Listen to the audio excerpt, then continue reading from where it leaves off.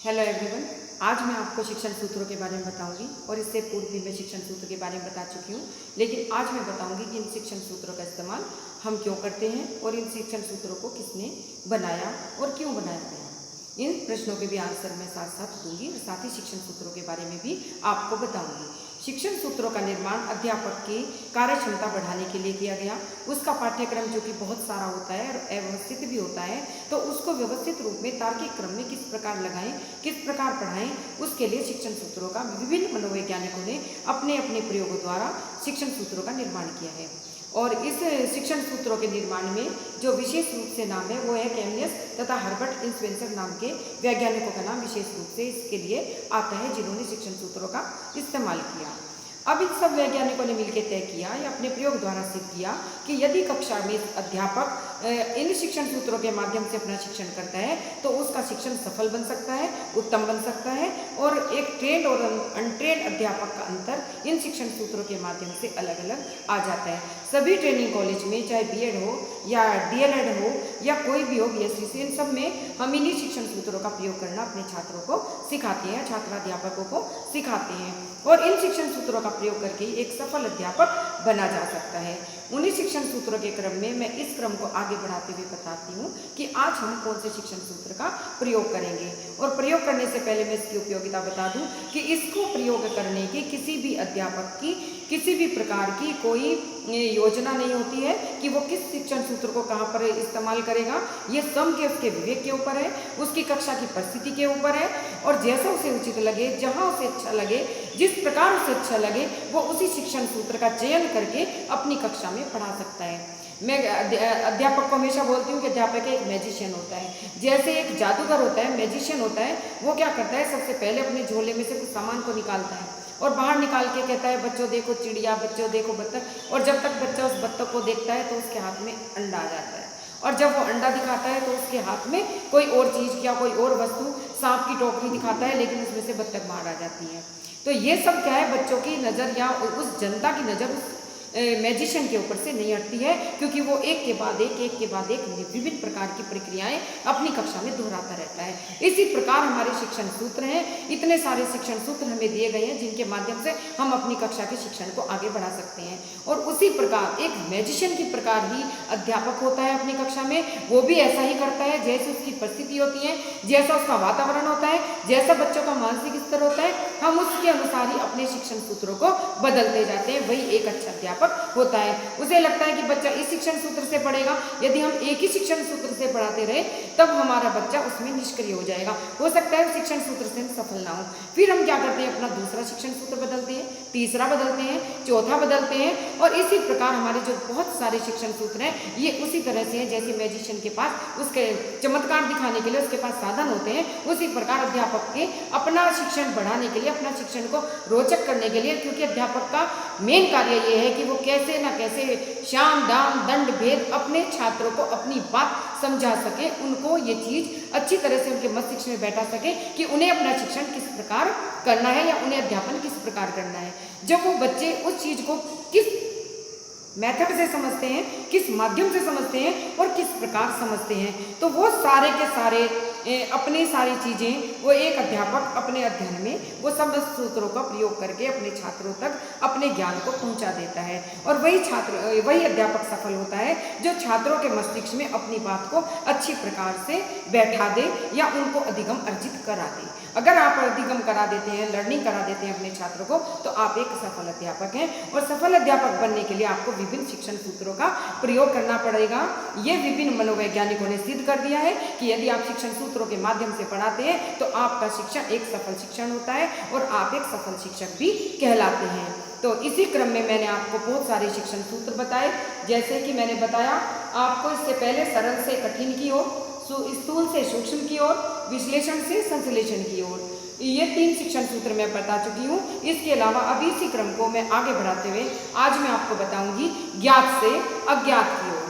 ज्ञात से अज्ञात की ओर क्या होता है, ज्ञात के अंतर्गत एक बालक ने किसी भी शिक्षण को जिस वस्तु को वो जानता है या जिस ज्ञान को वो जानता है, उस ज्ञान से हम उसे उस ज्ञान की ओर लेकर के चलते हैं जिस ज्ञान को वो नहीं जानता। जैसे यदि बालक ने किसी घोड़े को देखा है या किसी घोड़े जैसे पशु को वो जानता है और उसको अच्छी प्रकार उसने देखा हुआ है, तो वो महाराणा प्रताप के चेतक घोड़े की विशेषताओं के बारे में भी अच्छी प्रकार सीख सकता है, अच्छी प्रकार जान सकता है। और यदि किसी बालक ने एक साधारण घोड़े को नहीं देखा और उसके समक्ष आप चेतक घोड़े की विशेषताएं बताने लगे, उसके बारे में पढ़ाने लगे, तो बच्चा आपके ज्ञान को नहीं सीख पाएगा। तब हम क्या करते हैं, उस स्थान पर हम उसे ज्ञात से अज्ञात की ओर इस शिक्षण को कहते हैं कि जिस चीज़ को बच्चा जानता है पहले हम उसे साधारण घोड़े के बारे में पूछते हैं, साधारण घोड़े की विशेषताओं के बारे में पूछते जानना अध्यापक को जानना जरूरी होता है कि उसके छात्र कितना जानते हैं। इसी प्रकार जब हम उसे किसी चीज़ का शिक्षण कराते हैं, जैसे कि हमने उसे सूती वस्त्र उद्योग के बारे में पढ़ाना है, तो सूती वस्त्र उद्योग पढ़ाने से पहले आप छात्रों को वहाँ से अपना अध्यापन शुरू करें।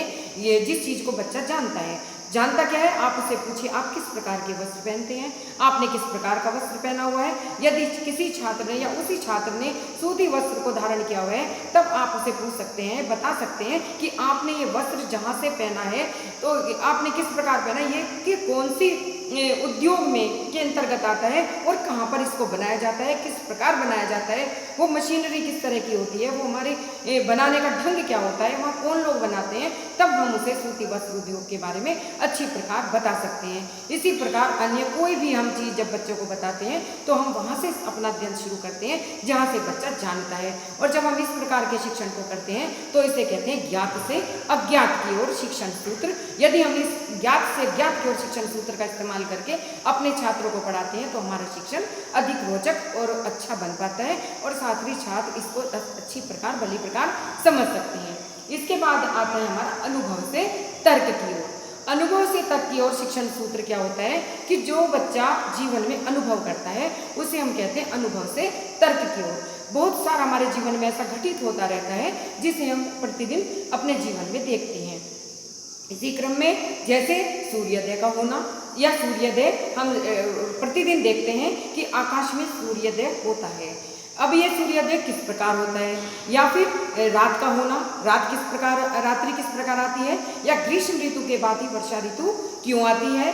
चंद्रमा कभी हमें आकाश में छोटा दिखाई देता है, कभी हमें आकाश में बड़ा दिखाई देता है। तो इन सारे प्रश्न जो कि हम अपने जीवन में महसूस करते हैं या हम जिन अनुभवों को हम जीवन में महसूस करते हैं, जब हम इस प्रकार से अपने शिक्षण को करते हैं तो इसे कहते हैं अनुभव से तर्क की ओर। अब तर्क कहाँ आता है, अनुभव तो हमने बहुत कुछ किया हुआ है जीवन में जो हम अधिकतर अपने जीवन में इस तरह से सहज रूप से लेते हैं कि सूर्योदय हो रहा है।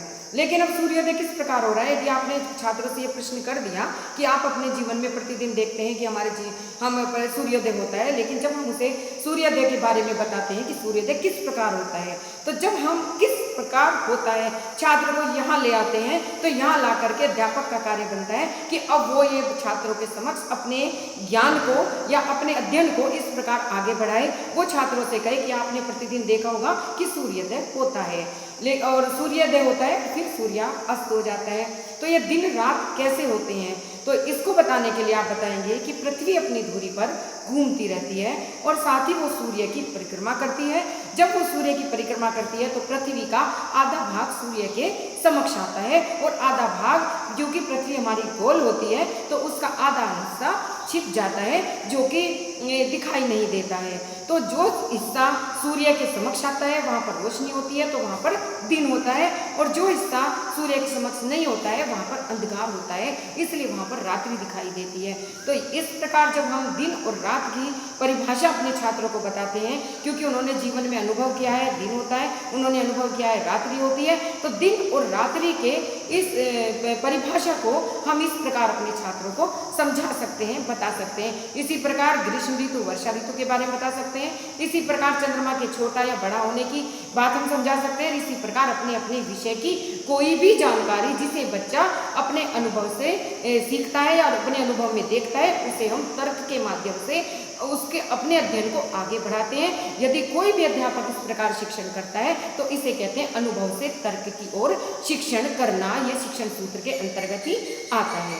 अब नेक्स्ट हमारा आता है संपूर्ण से अंश की ओर। संपूर्ण क्या होता है, संपूर्ण मीन्स पूरा, जिसके अंतर्गत पूरी जानकारी दी जाए।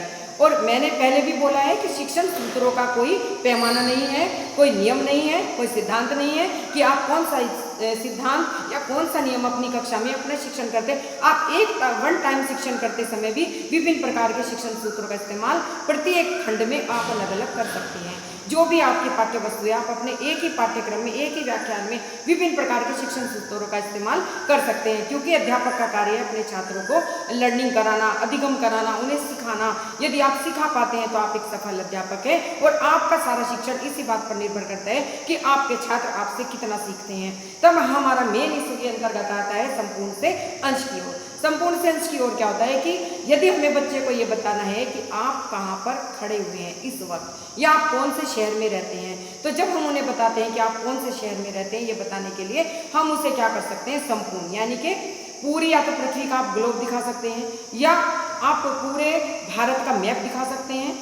भारत का मैप दिखा करके आप उसे पूछ सकते हैं या बता सकते हैं कि ये जो मैप है ये पूरे भारत का मैप है। अब इस भारत के अंदर आपका राज्य कौन सा है, फिर आप उस राज्य को डिफाइन कर सकते हैं कि उसके बाद हमारा राज्य कौन सा है, राजस्थान है। राजस्थान के अंतर्गत हम अपना जिला पूछ सकते हैं कि हमारा जिला कौन सा है, अलवर जिला है।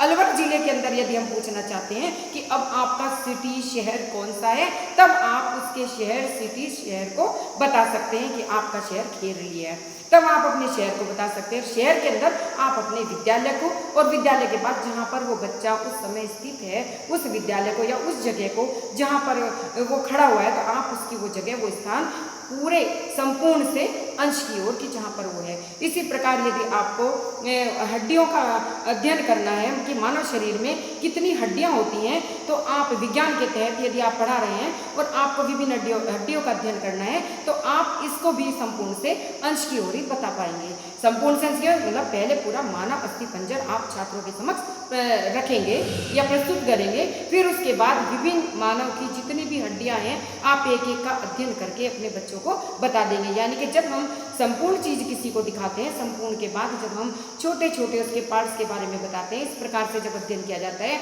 इस प्रकार के अध्ययन को हम कहते हैं संपूर्ण से अंश की ओर। तो इस प्रकार हम कई बार जब अपने अध्ययन को करते हैं तो इस प्रकार ही हम अपना अध्ययन पूरा करते हैं कि संपूर्ण से अंश की ओर भी बताते हैं, लेकिन इनका मैं फिर से बोल देती हूँ कि इनका कोई नियम नहीं है। कई बार हम अंश से संपूर्ण की ओर भी जाते हैं, कई बार संपूर्ण से अंश की ओर भी जाते हैं, कई बार हम पूरी पृथ्वी को दिखा करके उस जगह को बताते हैं, और कई बार हम उस जगह को बता करके पूरी पृथ्वी के बारे में बताते हैं। सपोज आपको पूरी पृथ्वी के बारे में बताना है, तो पहले हम सबसे पहले कि ये आपका शहर है, फिर इसके बाद ये आपका राज्य है, ये आपका राज्य के बाद ये आपका देश है, ये संसार है। तो हम संपूर्ण से अंश की ओर भी पढ़ा सकते हैं, अंश से संपूर्ण की ओर भी पढ़ा सकते हैं, और ये विभिन्न शिक्षण सूत्र हैं जो मेरे आज कंप्लीट होते हैं। तो आप मेरे साथ बने रहिए। इसके बाद मैं नेक्स्ट आपको बताऊंगी जो भी नेक्स्ट शिक्षण सिद्धांत के बारे में या अन्य टॉपिक लेकर उपस्थित होंगी। आप मेरे साथ बने रहिए। Thank you.